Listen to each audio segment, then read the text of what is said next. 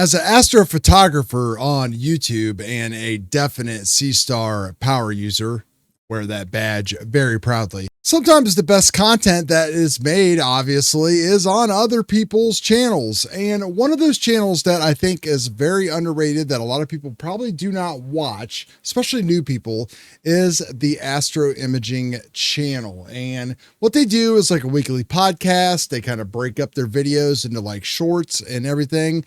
Well, a couple of weeks ago, and we get lucky enough every once in a while to have one of the masters of Pixinsight on that kind of goes over some of the latest things that people are doing. Because let's face it, we just cannot absorb all of the things that are going on in Serial, Pixinsight, SETI Astro, SETI Astro Pro. It's so much to take in. Plus, we're trying to manage our own gear and improve our skills. By the way, I'm Chad. This is the Easy Astroimages channel. We're going to play with some photons today. First of all, shout out to all of my channel members and Buy Me a Coffee members. If you would like to support me in the channel, there's links to both of those down below. You can click the join button, or you could always send a super chat or super thanks or whatever. So this is the video right here. And this is the channel, of course, Astroimaging channel. The video was produced and played on August 17th of this year. And really it's going over all about masks. If we look at the thumbnail, you can see it's this right here, new mask making tools in Pixinsight. Ironically, one of the things that is demonstrated is one of the things that Frank did that I actually recommended it to him. I'm gonna kind of take slight credit for it because he did it, but then he did it the Frank way by taking it to the next level. And that was being able to add one mask to another or take the difference between them, so on and so forth. Things that you would thought were easily accomplished in Pixinsight that kind of aren't. And Frank made scripts that did that.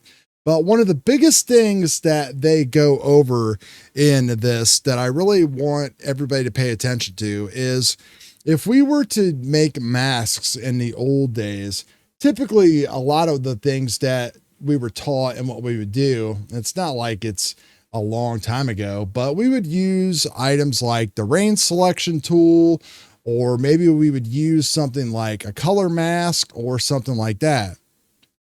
But what the new theory of people is to do is actually using this button up here, which is extracting the lightness. And this would be kind of like a crude example here. This is just, as you can see, an image that's stacked right out of my C-Star through fast batch pre-processing.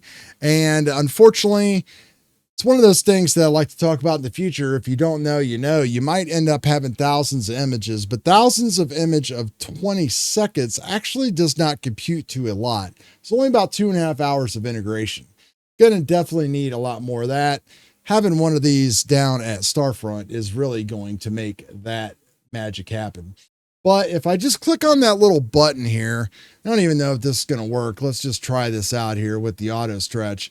But basically what it's going to do is it's just going to give you like a luminance mask. And what you can do with this mask then, of course, not this one, this is a poor example, but you can then go into curves transformation and you can adjust this mask to work on certain areas that you want to, you know, like if we just want to work on the stars, or if we want to work on the entire image, you know, we can kind of do something like that right there.